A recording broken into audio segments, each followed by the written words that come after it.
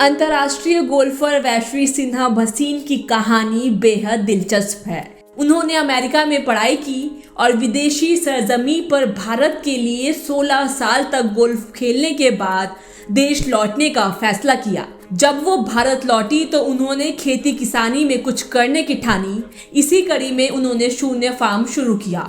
इस फार्म में प्राकृतिक खेती करने के साथ साथ देसी नस्ल की गायों के संरक्षण और संवर्धन पर काम कर रही हैं। वैश्वी सिन्हा भसीन से मुलाकात की हमारे संवाददाता अंकित शर्मा ने। नमस्कार दोस्तों, आप देख रहे हैं किसान तक और मैं हूं आपका दोस्त अंकित शर्मा। आज हम पहुंचे हैं ग्रेटर नोएडा के स्थित शूनी फार्म्स में, जिसका संचालन कर रही हैं वैश्वी सिन्हा भसीन जी। आज इनसे जानेंगे कि कैसे अपनी देसी गायों का जो ये गौपालन कर रही हैं, कितने प्रकार की देसी नस्ल की गायें इस फार्म पर हैं, इस फार्म का मैनेजमेंट कैसे करती हैं, किस तरीके की फीड अपनी देसी गायों को देती हैं, क्योंकि आजकल जो लोग देसी गायों का गौपालन करते हैं उनके सामने बड़ी समस्याएं आती हैं। तो वैश्वी जी से आज जानेंगे कि किस तरीके की समस्याओं का इन्होंने सामना किया और आज ये कैसे सक्सेसफुली अपने इस फार्म को रन कर रही हैं। तो बहुत बहुत स्वागत है वैश्वी जी आपका हमारे किसान तक चैनल पे। बहुत बहुत धन्यवाद जी, तो एक बार अपने बारे में बताइए कि लगभग इस फार्म पर कितनी देसी नस्ल की गायें हैं और कैसे आप लोग काम कर रहे हैं। तो डे वन से विजन हमारा यही था कि देसी गाय की नस्ल सुधार पे काम करना है। तो आप हमारे फार्म पे 6 देसी गाय की नस्ल देखेंगे।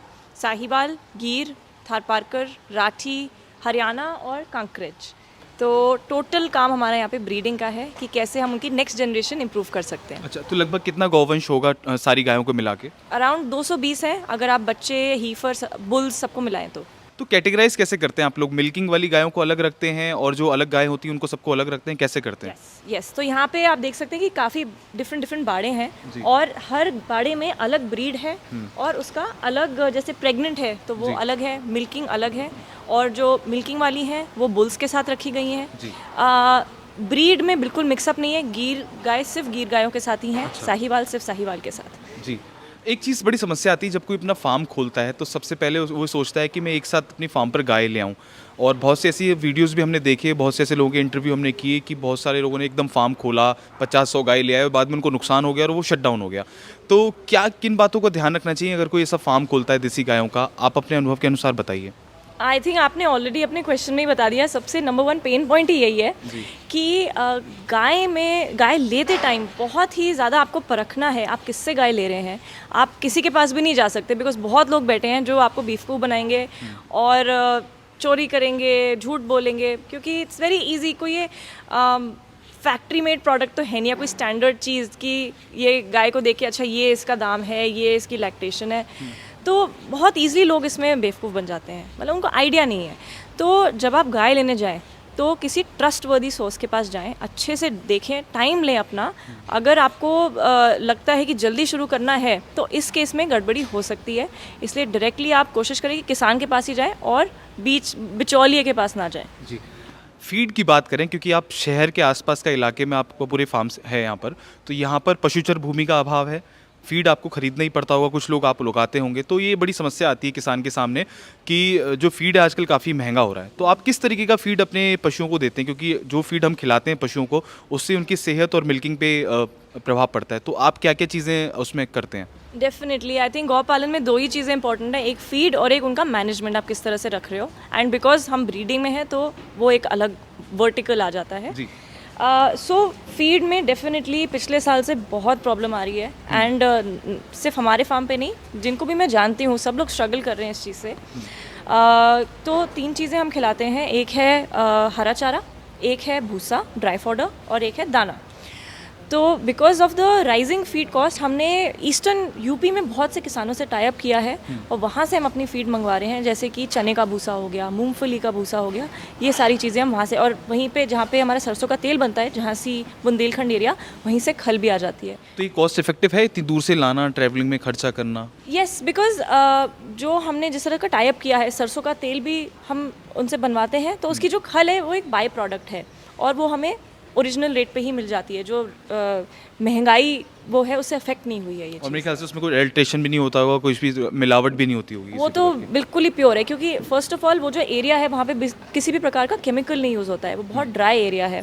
एंड सेकेंडली हमारी अपनी टीम बना रही है तो टोटल क्वालिटी कंट्रोल है। एक चीज़ मैं जानना चाहूँगा कि जैसे पूरा फार्म का सेटअप है और काफ़ी सारा जो वेंटिलेशन है, प्रॉपर हवा निकल रही है, इधर से आ रही है, इधर से आ रही है, तो ये किस तरीके का मैनेजमेंट है और इन आने वाले जो गौपालक हैं जो खोलना चाहते हैं सब फार्म, तो उनको किस तरीके का प्लान करना चाहिए सेटअप बनाते समय? आपको ना एक ही चीज़ का ध्यान रखना है कि आप गाय के लिए कितना नेचुरल एनवायरनमेंट प्रोवाइड कर सकते हैं। तो कॉमन सेंस की चीज़ें हैं कि खुला होना चाहिए, वेंटिलेशन होनी चाहिए, छाए होनी चाहिए गाय के पास बैठने के लिए, और नेचुरल हो तो बेटर है, जैसे पेड़ की छाए हो गई। आपको इंडोर एंड आउटडोर एरिया दोनों रखना है। जैसे बारिश हुई तो वो अंदर आ सकते हैं, अगर उनको बाहर धूप में बैठना है तो वो मिट्टी में बैठ सकते हैं, जो उनके लिए कंफर्टेबल रहता है। अपने बच्चों से ज़्यादा दूर नहीं होना चाहिए, क्योंकि बच्चों से दूर होते हैं तो उनको एंजाइटी हो जाती है, then they are not comfortable. So जितना आप गाय को खुश रखेंगे उतना ही बेटर दे विल बी, उतना ही बेटर प्रोडक्टिविटी होगी गाय की भी, और उतना बेटर आपका फार्म चलेगा। ये सब बातों को हमें ध्यान रखना चाहिए। डेफिनेटली।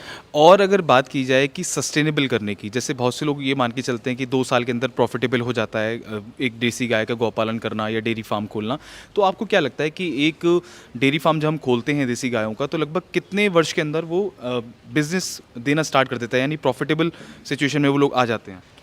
अगर आप इंडस्ट्री स्टैंडर्ड के हिसाब से जाएं तो दैट इज़ 7 ईयर्स। अगर आप कोई प्रोजेक्ट रिपोर्ट बनवाएं, जैसे कि हमने स्टार्टिंग में मिस्टेक किया था, एक रिनाउंड यूनिवर्सिटी को अप्रोच किया, उनके प्रोफेसर से बात की, प्रोजेक्ट रिपोर्ट बनवाई, तो 7 ईयर्स वाज द टाइम।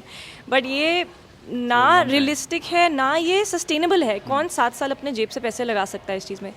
तो इसका सोल्यूशन यही है कि आप सिर्फ गौ पालन पे ना जाएं, क्योंकि गौ पालन पे आप जाओगे तो आप टोटली मिल्क पे डिपेंडेंट हो जाओगे। फिर आप गाय को प्रोडक्ट की तरह ट्रीट करोगे, फैक्ट्री की तरह ट्रीट करोगे, एक जीव की तरह नहीं ट्रीट करोगे।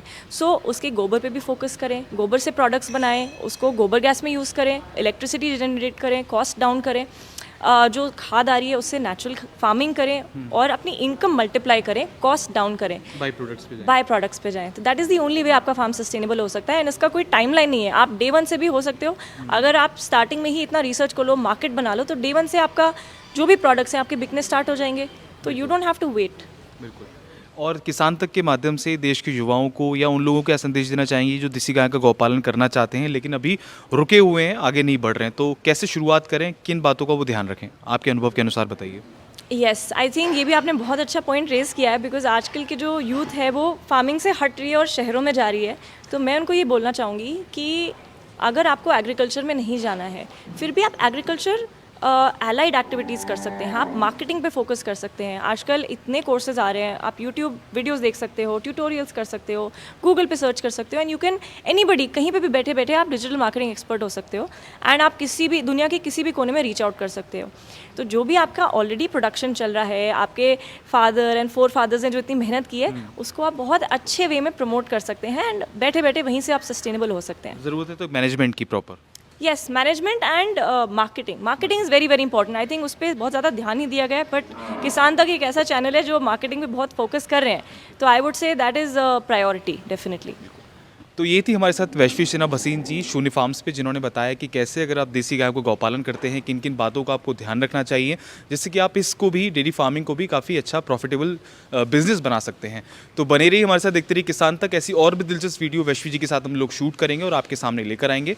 अगर आपने हमारा यूट्यूब चैनल सब्सक्राइब नहीं किया है तो प्लीज़ इसको सब्सक्राइब कर लीजिए, बेल नोटिफिकेशन दबा दीजिए, जिससे कि आपको हमारे चैनल की सारी ताज़ा अपडेट मिलती रहे। खेती किसानी की खबरें आप पढ़ना चाहते हैं तो किसान तक .in पे भी जा सकते हैं। धन्यवाद।